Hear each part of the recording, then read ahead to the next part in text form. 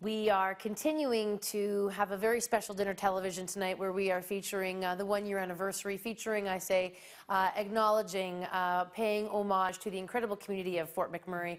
Courtney Theriault live from Fort McMurray today and giving us a sense of the incredible stories of courage, of rebuilding. And right now he checks in with somebody who was there, first line, his family, deeply affected by this, Wild Rose leader Brian Jean. Among the thousands of Fort McMurray residents who are reflecting on this, the one-year commemoration of the wildfire, a man whose face was very prominent to help rebuild the community over this time, MLA Brian Jean, thank you so much for joining us right now. I guess you, looking back on the past 12 months, doubly hard because you saw your community that you've called home for decades burn in large swaths, and you personally, you lost your house. Talk to us what it's been like over the course of the last 365 days for Brian Jean, a Fort McMurrayite. Well, for the first 6 months, it was very frustrating because we saw both levels of government hesitating to let us rebuild, or at least to have certainty to know we could rebuild, especially in waterways where we're under floodplain and we were, of course, destroyed by a fire, and we've had some slope issues as well. So the opportunity to rebuild there hasn't happened even today without certain changes to our housing applications. It's the uncertainty is what has been the biggest problem, but I would say that overall, the response by the government to communicate appropriately during the evacuation was very good.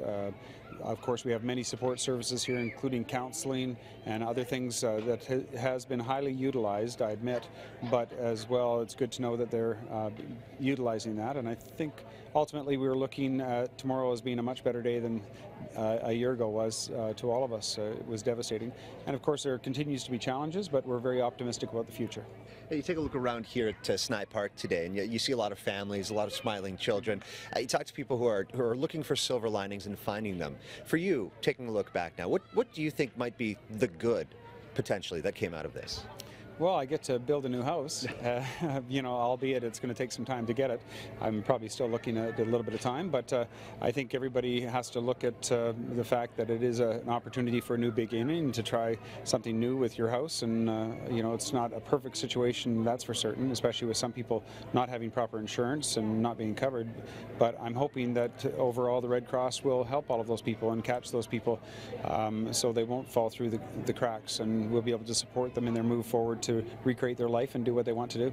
And of course, we do flash back 12 months ago. There was, I think, this perception across Canada that Fort McMurray, oil town, boom town, transient town. Do you think, even 12 months later, do you think we've changed that attitude towards the community?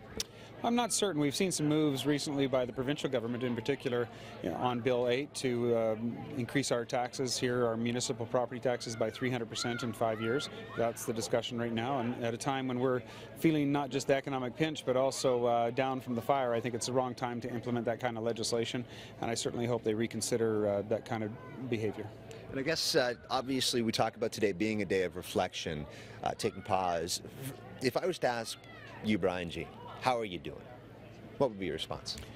My response is I'm concerned about the people here. I'm concerned about the fact that the mental stresses on them as a result of this fire means that from what I've seen, it shouldn't happen. And ultimately, I'm hoping that moving forward we discover and exactly what took place here, why it took place, that the government is transparent, doesn't play any games in relation to the information itself. We find out, for instance, what happened in the evacuation. How can we do it better? How can we make sure that this fire that we knew was burning for 3 days outside of the city limits, how did it keep burning for so long? Was there enough resources put on it?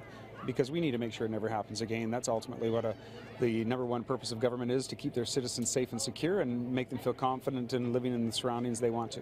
Well, and certainly, as we know, we see the community spirit here today, and hopefully that certainly helps to propel this great city to even stronger and higher heights than before. Thank you so much, Brian, for taking time to talk to us. Let's be clear, this is the greatest place in the world to live, to work, to play, and to raise a family. I love Fort McMurray. It offers so much to the people here, so much in opportunity. There you go. Truer words probably never spoken about Fort McMurray. This is MLA Brian Jean. Thank you so much once again.